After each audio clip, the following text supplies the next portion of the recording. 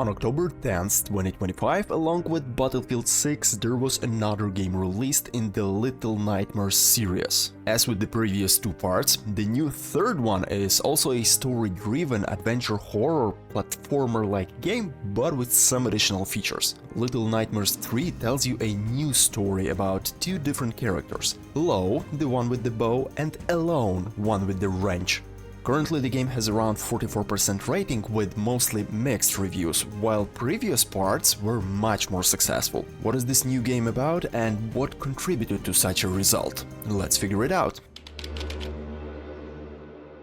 Although players are still very satisfied by the visual aspect of the game, the story and overall game atmosphere, still many are disappointed by the technical side of the game, specifically a big amount of bugs and problems with the new AI, which is the main story and gameplay difference with the previous two parts. To understand why it is such a big problem here, we need to talk about the gameplay first and compare it to the previous parts. So, in previous Little Nightmares, you were the main character who needed to find a friend who would help a bit to overcome small obstacles like closed doors and vents. It was you who had to complete all riddles and drag through your friend. However, in the third game, developers went much further. Now you start the game with two characters at once. Mostly it's done for co-op players, but I can point out two main classic complications here. Not everyone has a friend or a partner to play with, of course, and even if you do, bugs make this game much more asteroid-like. We'll get back to this question a bit later, let's finish with the gameplay first. So, if you want to play this game solo, you will have an AI as your friend. As I mentioned before, this is the main difference with the previous two games, but it's also the biggest issue here. Let me explain why. After I passed the game 2 times, once with AI, well, almost passed with AI, and once with my fiancé. Then I read comments about this game and most players had the same issues with AI. Shortly, it's stupid as hell here. The thing is that, due to gameplay and story, different parts of riddles and obstacles are shared between players equally. This leads us to the main part of today's video – bugs.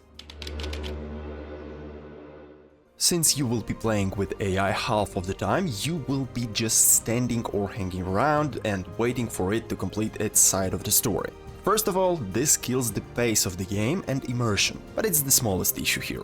The main problem is that this AI can just get stuck at some point, and this happens very often. Don't underestimate the problem here, it's not some occasional bugs with textures, it just refuses to go further, and this happens like all the time. So this will force you to come back several times to somehow push AI to go on. Once I even had to purposely die to restart the level so AI would unfreeze. Moreover, I couldn't complete the final boss fight with AI as it would just stand doing nothing but dying from falling objects. I tried around 15 times, restarted the game, etc., but I guess it was just not polished enough by developers. So AI is causing much trouble here.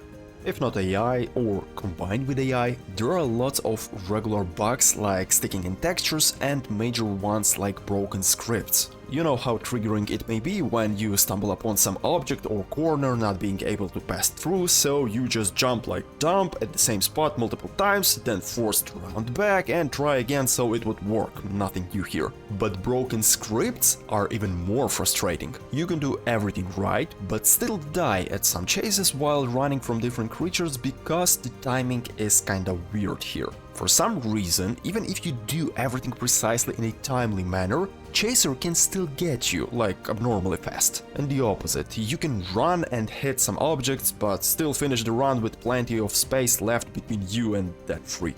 I noticed that they can get you much faster if you run together very closely, but when one goes first and you give like 2 seconds of head start, then go yourself, it works fine. For someone this may be a useful tip, but mostly I think it's random. Or maybe it's made purposely, who knows, but it's a very annoying thing here.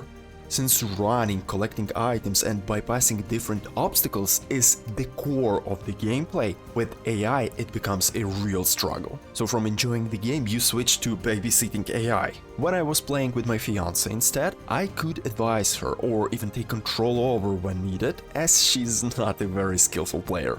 Such interactions made the game feel alive and very immersive, but due to the enormous amount of bugs for such a small game and skill issues of my fiancé, it was kinda a struggle as well. Nevertheless, this was much better than AI and gave many emotions, which I think is the most important here.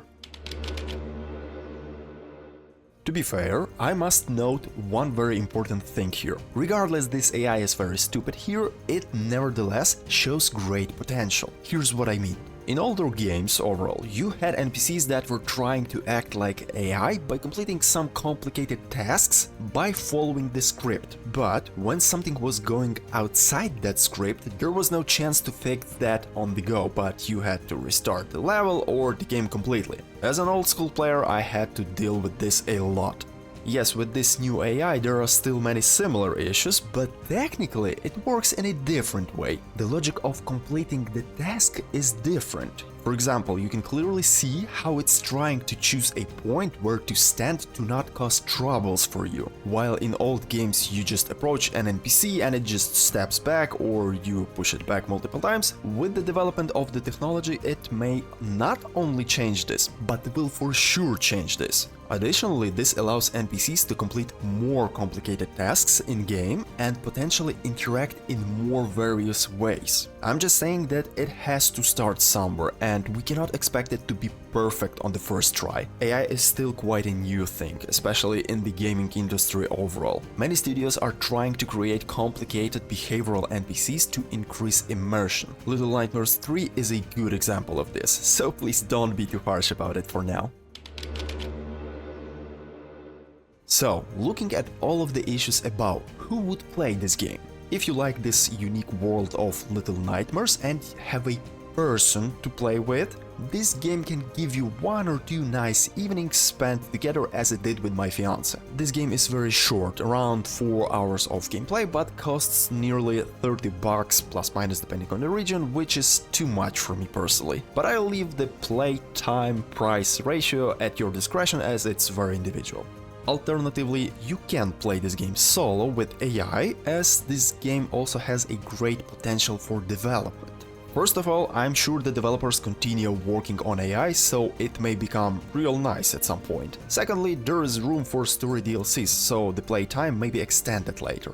Overall, I can tell that it's not the best part of the Little Nightmares series, but it's for sure the most innovative. I understand that today's standards are very demanding, but for many players this game will be a nice addition to the collection and may give you some quality time. I hope this information will be useful. If so, please like, comment and share the video so others would know as well. Additionally, I encourage you to subscribe to my channel for more upcoming reviews. Thank you for watching this video and see you in the next one.